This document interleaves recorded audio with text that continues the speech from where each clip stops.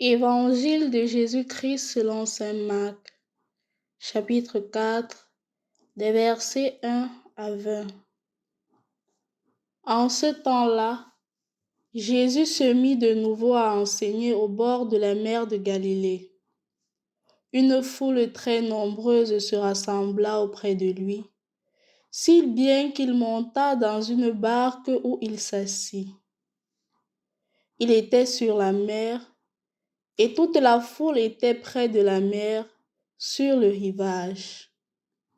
Il leur enseignait beaucoup de choses en paraboles, et dans son enseignement, il leur disait: « Écoutez, voici que le semeur sortit pour semer. Comme il semait, du grain est tombé au bord du chemin. Les oiseaux sont venus et ils ont tout mangé. Du grain est tombé aussi sur du sol pierreux, où il n'avait pas beaucoup de terre. Il a levé aussitôt, parce que la terre était peu profonde. Et lorsque le soleil s'est levé, ce grain a brûlé, et faute de racines, il a séché. Du grain est tombé aussi dans les ronces. Les ronces ont poussé, l'ont étouffé, et il n'a pas donné de fruits. Mais d'autres grains sont tombés dans la bonne terre. Ils ont donné du fruit, en poussant et en se développant, et ils ont produit 30, 60, 100 pour un. Et Jésus disait: « Celui qui a des oreilles pour entendre, qu'il entende. » Quand il resta seul, ceux qui étaient autour de lui avec les 12 l'interrogeaient sur les paraboles. Il leur disait: « C'est à vous qu'est donné le mystère du royaume de Dieu. Mais à ceux qui sont au dehors, tout se présente sous forme de paraboles. Et ainsi, comme dit le prophète, ils auront beau regarder de tous leurs yeux, ils ne verront pas. Ils auront beau écouter de toutes leurs oreilles, ils ne comprendront pas. Sinon, ils se convertiraient et recevraient le pardon. » Il leur dit encore: « Vous ne saisissez pas cette parabole? Alors, comment comprendrez-vous toutes les paraboles? Le semeur sème la parole. Et à ceux qui sont au bord du chemin, où la parole est semée. Quand ils l'entendent, Satan vient aussitôt et enlève la parole semée en eux. Et de même, il y a ceux qui ont reçu la semence dans les endroits pierreux. Ceux-là, quand ils entendent la parole, ils la reçoivent aussitôt avec joie, mais ils n'ont pas en eux de racines. Ce sont les gens d'un moment. Que vienne la détresse ou la persécution à cause de la parole, ils trébuchent aussitôt. Et il y en a d'autres qui ont reçu la semence dans les ronces. Ceux qui entendent la parole, mais les soucis du monde, la séduction de la richesse et toutes les autres convoitises les enrichissent et étouffent la parole, qui ne donne pas de fruits. Il y a ceux qui ont reçu la semence dans la bonne terre.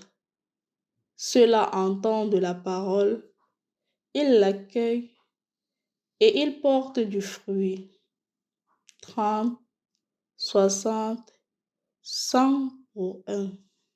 Au nom du Père et du Fils et du Saint-Esprit. Amen. Loué soit Jésus-Christ. Dans l'épisode d'aujourd'hui, on remarque quelque chose de très beau. Jésus qui donne un enseignement. Mais on se rend aussi compte que cet enseignement-là n'est pas bien compris par les disciples. Et n'étant pas bien compris, qu'est-ce qu'ils font? Ils n'interrompent pas Jésus en public. Ils restent silencieux. Et quand les autres partent, il se met à poser la question à Jésus, seul à seul, à propos des paraboles, à propos de ce que Jésus a dit. Ici, on pourrait voir la question à deux niveaux. Premièrement, parce que eux, comme disciples n'arrivaient pas à comprendre ce que Jésus voulait dire. Deuxièmement, aussi, c'était possible du fait ils aient peur que Jésus soit en train de se tromper. Et ayant peur que Jésus soit en train de se tromper, ils préfèrent attendre quand tout le monde, du moins la majorité des personnes est partie, quand ils sont seuls à seul avec Jésus, ils commencent à poser la question à Jésus. L'un, dans le premier ou dans le second cas, ils veulent jouer safe. Ils veulent sauver non seulement leur image, mais aussi l'image de Jésus. Dans le cas où ils se trompent, ils vont se corriger et on va dire que ce sont de bons disciples. Dans le cas où Jésus se trompe, on va faire comprendre, Jésus va se corriger et ça va rester entre eux. C'est la méthode que les disciples ont appliquée dans l'évangile d'aujourd'hui, seul à seul. Quand les disciples sont avec Jésus seul à seul, après avoir parlé la parabole, après avoir annoncé la parabole, ils disent que maintenant, explique-nous clairement ce que tu veux dire. Et remarquez la réponse de Jésus. Si des petites choses pareilles, vous n'arrivez pas à comprendre, qu'en sera-t-il de grand?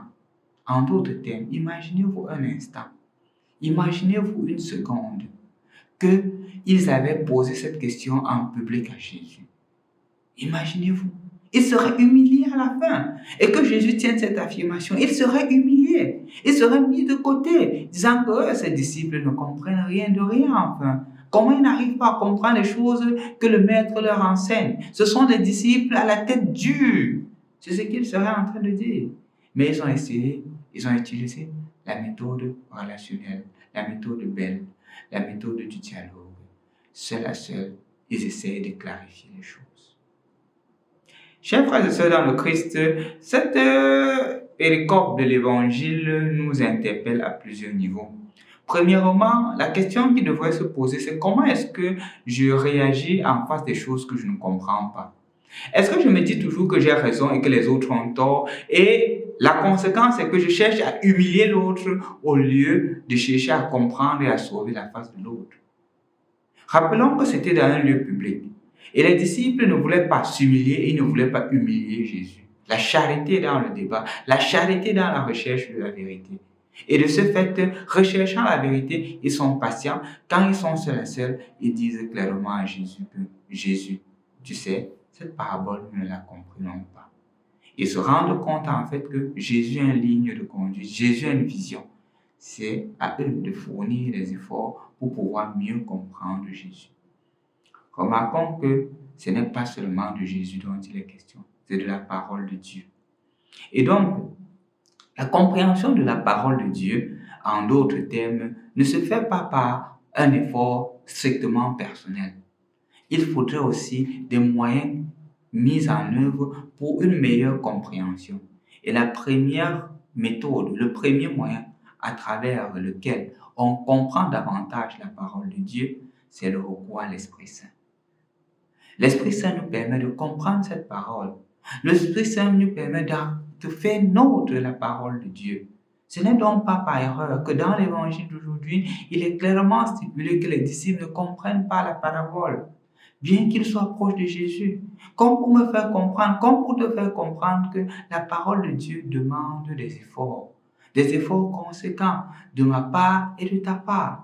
Et donc, il y a toujours la demande du soutien de l'Esprit Saint pour pouvoir nous éclairer, pour pouvoir nous illuminer.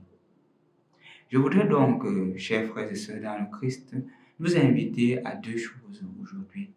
Premièrement, comment est-ce que nous gérons nos conflits? Comment est-ce que nous gérons nos mésententes?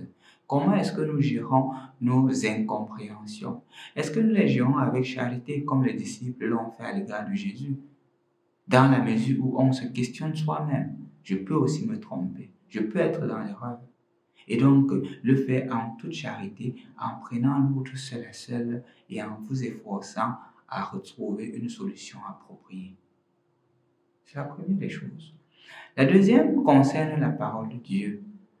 Est-ce que je suis en communion avec la parole de Dieu?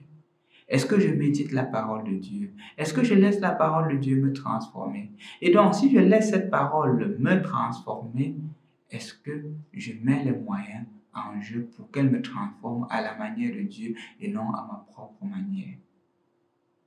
C'est la prière que je t'adresse aujourd'hui. Et c'est la prière aussi que je m'adresse. Que nous puissions davantage nous laisser séduire par la parole de Dieu, qu'elle nous transforme et nous transformant permettra aussi que notre milieu soit transformé. Au nom du Père et du Fils et du Saint-Esprit. Amen.